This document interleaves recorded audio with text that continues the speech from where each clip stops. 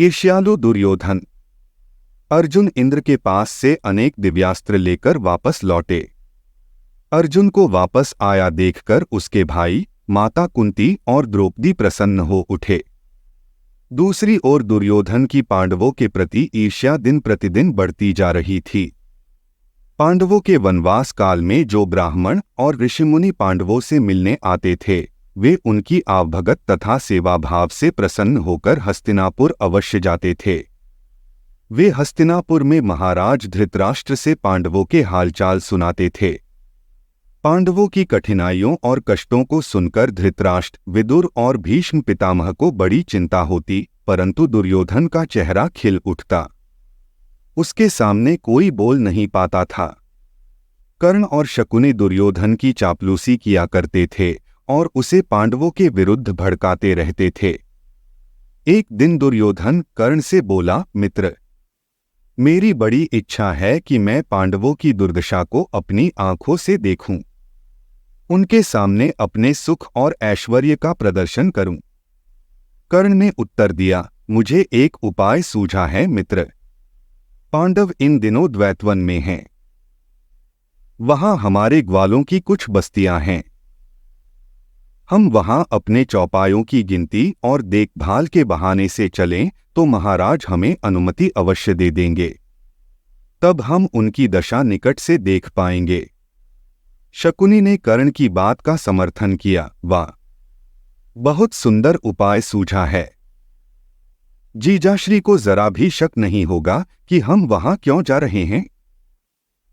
दुर्योधन ने कर्ण के बताए उपाय के अनुसार अपने पिता धृतराष्ट्र से चौपायों की गणना करने की अनुमति ले ली और अपने पूरे लावलश्कर के साथ द्वैतवन की ओर चल दिया। शकुनी और कर्ण उसके साथ थे। द्वैतवन पहुंचकर दुर्योधन ने चौपायों की गिनती की और मुहर लगाकर विधिवत रस्म अदा की। पांडवों को दिखा दिखाकर उसने ग्वालों पर अपना खूब रौब झाड़ा। फिर सुअर का शिकार करने के बहाने वन में उस जलाशय के पास पहुंचा, जहां एक ओर पांडवों का डेरा था और दूसरी ओर गंधर्वराज चित्रसेन अपने परिवार के साथ डेरा डाले हुए थे। दुर्योधन के कर्मचारी चित्रसेन के डेरे के पास दुर्योधन का तंबू लगाने लगे तो चित्रसेन के अनुचरों ने उन्हें वहां डेरा लगाने के लिए मना किया। इसी बात पर दोनों ओर के अनुचरों में कहासुनी हो गई और नौबत झगड़े की आ गई। दुर्योधन ने क्रोध में भरकर अपनी सेना को आदेश दे दिया कि गंधर्वों पर टूट पड़ो। दोनों ओर की सेनाओं में घोर संग्राम छिड़ गया। गंधर्वराज ने क्रुद्ध होकर कौरव सेना पर ऐसे ऐसे मायावी अस्त्रों से प्रहार किया कि कौरव सेना जान बचाकर भाग खड़ी हुई। युधिष्ठिर, भीम और अर्जुन दूर से ही देखते रहे कि कर्ण और शकुनी भी दुर्योधन को अकेला छोड़कर भाग गए हैं। चित्रसेन ने दुर्योधन को बंदी बना लिया। उसे बंदी बनाए जाते देख भीम प्रसन्न हो उठे। अर्जुन भी हंसने लगे, किंतु युधिष्ठिर चिंतित हो उठे। बोले, भीम, दुर्योधन हमारा भाई है। उसकी दुर्गति पर हमें प्रसन्न नहीं होना चाहिए। हमें उसे छुड़ाना चाहिए। युधिष्ठिर की बात पर भीम बौखला गए।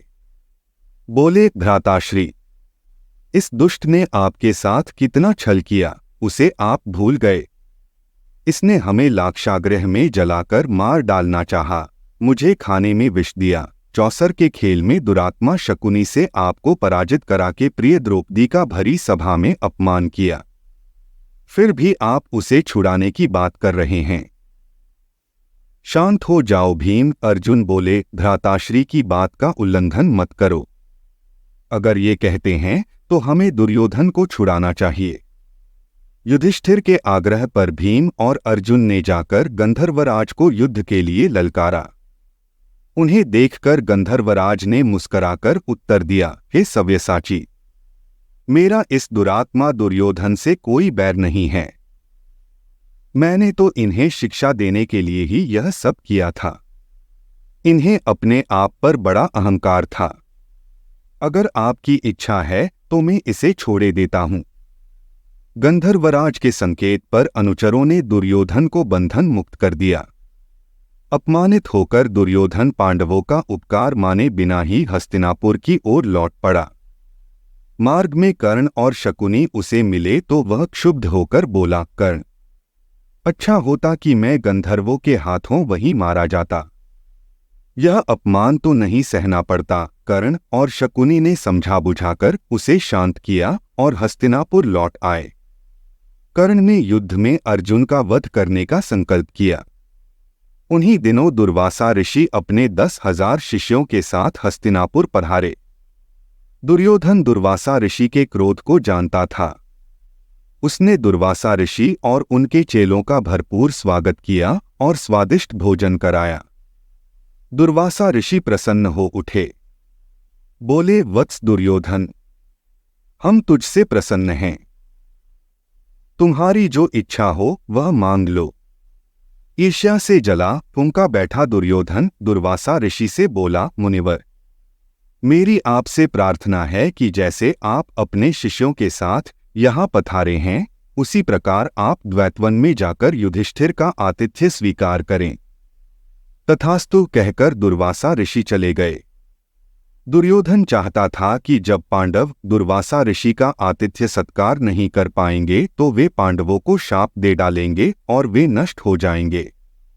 दुर्योधन की प्रार्थना पर दुर्वासा ऋषि अपने 10,000 शिष्यों के साथ युधिष्ठिर के आश्रम पर उस समय पहुंचे जब सभी खाना खाकर विश्राम कर रहे थे। युधिष्ठिर ने दंडवत करके ऋषि का विधिवत सत्कार किया। दुर्वासा ने युधिष्ठिर से कहा, युधिष्ठिर, हम अपने शिष्यों के साथ स्नान करके आते हैं, तब तक तुम भोजन तैयार करा के रखना। दुर्वासा ऋषि अपने शिष्यों के साथ नदी पर स्नान करने चले गए। युधिष्ठिर और द्रौपदी सोच में पड़ गए। वनवास में सूर्य देव ने युधिष्ठिर की तपस्या से प्रसन्न होकर उन्हें एक अक्षय पात्र दिया था और कहा था कि 12 वर्ष तक यह पात्र तुम्हें और तुम्हारे परिवार तथा तुम्हारे अतिथियों को भोजन देगा। इसकी विशेषता यह है कि द्रौपदी हर रोज चाहे जितने लोगों को इस पात्र से भोजन कराए, यह खाली नहीं होगा, परंतु सबको भोजन कराने के बाद जब द्रौपदी स्वयं भी भोजन कर चुकी होगी, तब इस अक्षय पात्र की शक्ति दूसरे दिन तक के लिए लुप्त हो जाएगी। इसीलिए द्रौपदी सबको भोजन कराने के बाद ही सबसे अंत में भोजन करती थी।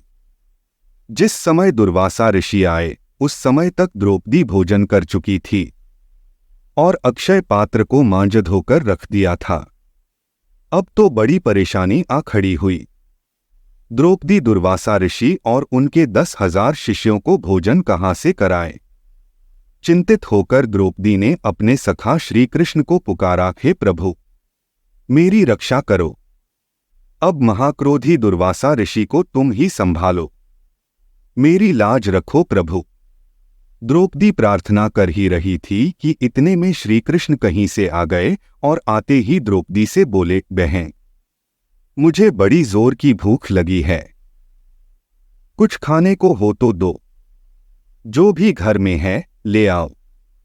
भूख की वजह से मेरी आंतें कुलबुला रही है। द्रौपदी दुविधा में पह गई। अब अपने भाई को भोजन कहाँ से दूं? उधर दुर्वासा ऋषि भी आने वाले हैं। इस विपदा से कैसे बचूं? क्या सोचने लगीं कृष्णा। श्री कृष्ण ने द्रौपदी की ओर देखा, मैं भूख से व्याकुल हो रहा हूं और तुम चुपचाप खड़ी हो। जाओ अपना अक्षय पात्र लेकर आओ, देखूं उसमें कुछ बचा हो। द्रौपदी हड़बड़ाकर बर्तन उठा लाई। श्री कृष्ण ने उसे उलट पलट कर देखा और भीतर झांका। उस पात्र के किनारे पर शाक का एक पत्ता चिपका था जो धुलने से रह गया था।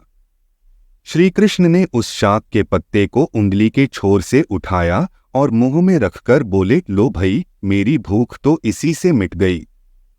श्री कृष्ण ने पेट पर हाथ फेरकर डकार ली और बोले, कृष्णा, भीम से जाकर कहो वह नदी किनारे से दुर्वासा ऋषि और उसके शिष्यों को बुला लाए। द्रौपदी श्री कृष्ण को देखकर बाहर निकल गई।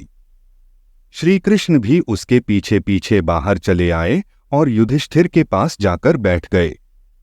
भीम नदी की ओर जाते हुए सोच रहे थे कि कृष्ण आज हम सबको बहुत अपमानित कराएंगे।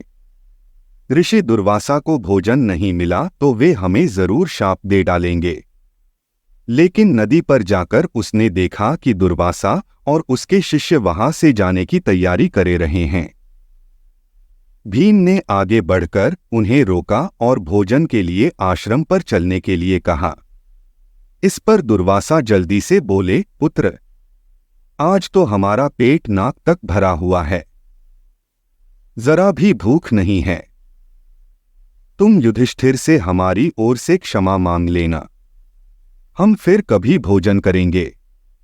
लेकिन ऋषिवर, वहां जो भोजन तैयार है उसका क्या होगा? भीम ने चुटकी ली। उसे आज तुम खा लेना पुत्र, कहते हुए दुर्वासा ऋषि मुड़कर देखे बिना ही तेजी से अपने शिष्यों के साथ वहां से चले गए।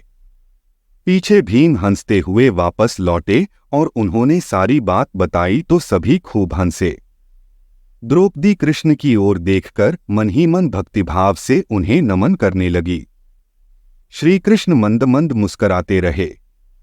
पांडवों के वनवास की अवधि पूरी होने को थी, कुछ ही दिन शेष रह गए थे। तभी युधिष्ठिर को धर्मदेव के दर्शन हुए।